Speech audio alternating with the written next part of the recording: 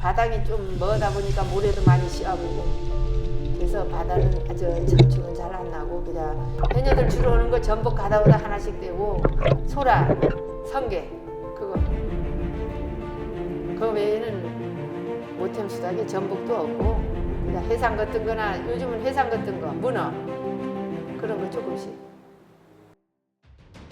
2021년 말 기준 현직 제주해녀 3,437명, 그중 60세 이상 고령해녀는 3,136명, 전체의 90% 이상을 차지하고 있다. 세계 무형문화유산인 해녀가 점점 사라져가는 지금, 해녀를 지키고 보존하기 위해 어떤 노력이 필요할까?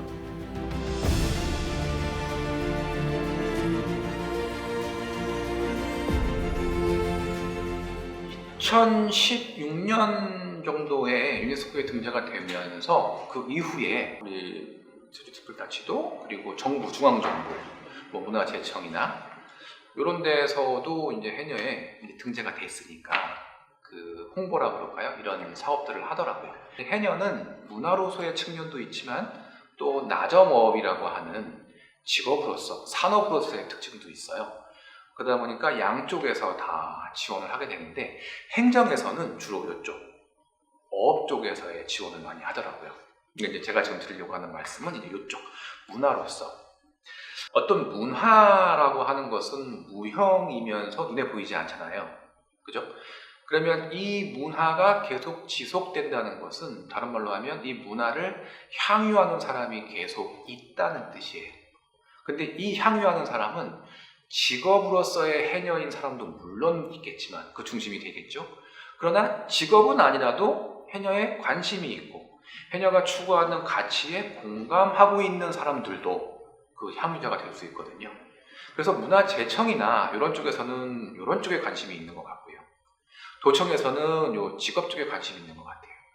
주로 해녀 당사자에 대한 지원이라거나 아니면 어촌계에 대한 직접 지원, 뭐 의료비라거나 잠수복이라거나 이런 지원들, 이렇게 생각이 되는데 조금 더 아쉬운 것은 이런 직업과 관련된 것들이 우리 일상생활에 어떻게 실천될 것인지, 일상생활에 드러날 것인지. 아까 직업과 관련지어서 말씀드렸던 것이 뭐였냐면 할망마당, 그 다음에 이장 학교마당 이런 거였어요. 나와 남이 구성원 내에서 나와 남의 구별되지 않은 혹은 구별하지 않은 저 사람의 어떤 상황이 내 상황과 밀접하게 연관되어 있음 이런 거였거든요.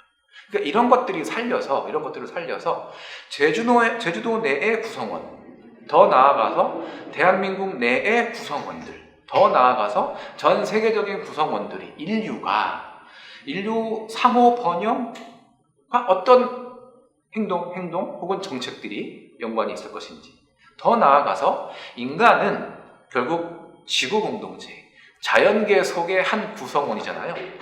이들과 어떤 관계 맺음을 할 건지, 이것은 지금 인간이 하고 있는 뭐 이런 표현 쓰기 좀 그렇습니다만 자연 파괴 혹은 뭐 기후 변화 이런 가치들을 사실 해녀 속에 있는 건데, 해녀 문화 속에 있는 건데 어떻게 구현할 것인지, 또 실생활에서 실천을 할 수 있는 것인지 이런 것들에 대한 어떤 확산 전략들이 필요하지 않을까 싶습니다. 그래야 유네스코가 제주 해녀문화 6글자를 등재한 거예요.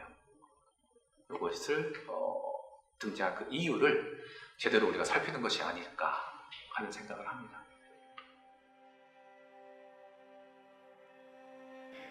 제주 해녀와 제주 해녀 문화가 각각 직업과 문화 측면에서 지니고 있는 차이점을 이해하고 각 측면에 맞는 전략이 필요한 시점이다.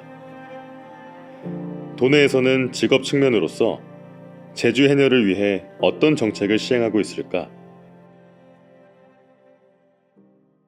진입하는데 어려움이 없도록 하기 위해서 어장 진입로를 저희가 개설을 한다든가, 그 해녀 탈의장을 우리가 그 보일러를 설치한다든가, 뭐 이렇게 뭐 샤워실을 바꿔준다든가 이렇게 해서 그 해녀 탈의장에 대한 시설 개선을 저희가 해주고 있습니다. 그리고 이분들이 또 물질을 나가서 채취해온 해산물에 대해서 뭐 선별을 한다든가 그렇게 할 수 있는 공간이 해녀 작업장인데, 그 해녀 작업장에 대해서도 저희가 시설에 대한 개선을 해주고 있습니다.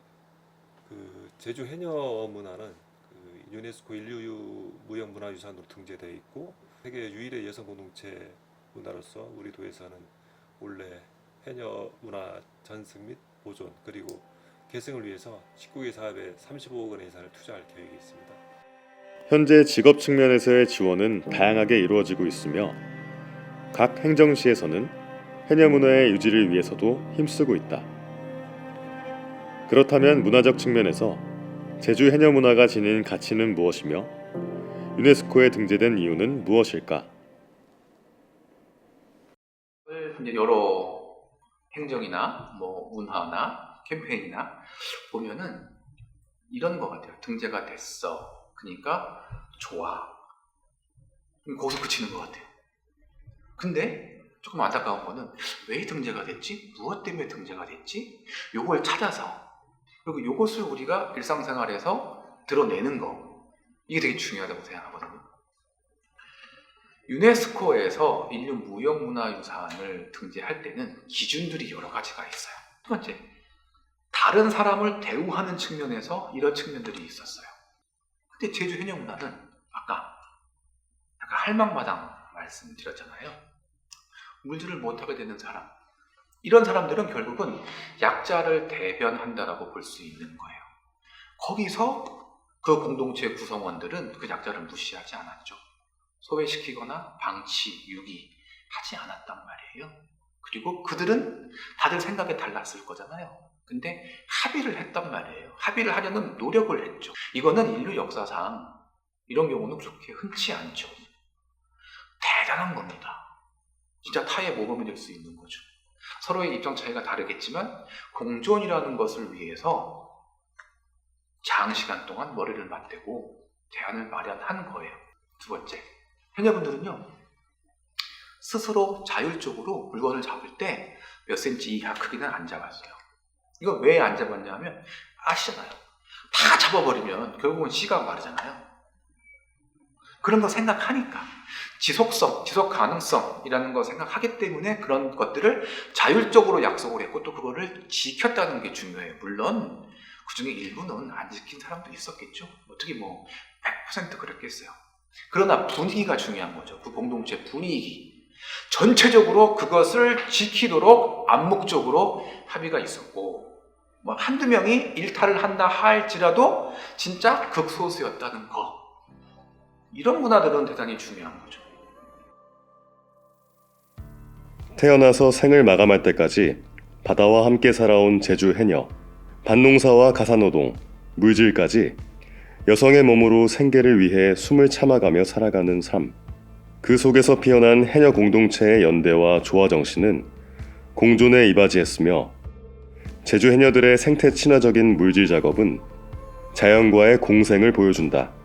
이는 전 세계 어디에도 없는 제주만의 문화이자 세계적으로 인정받은 제주의 역사이다.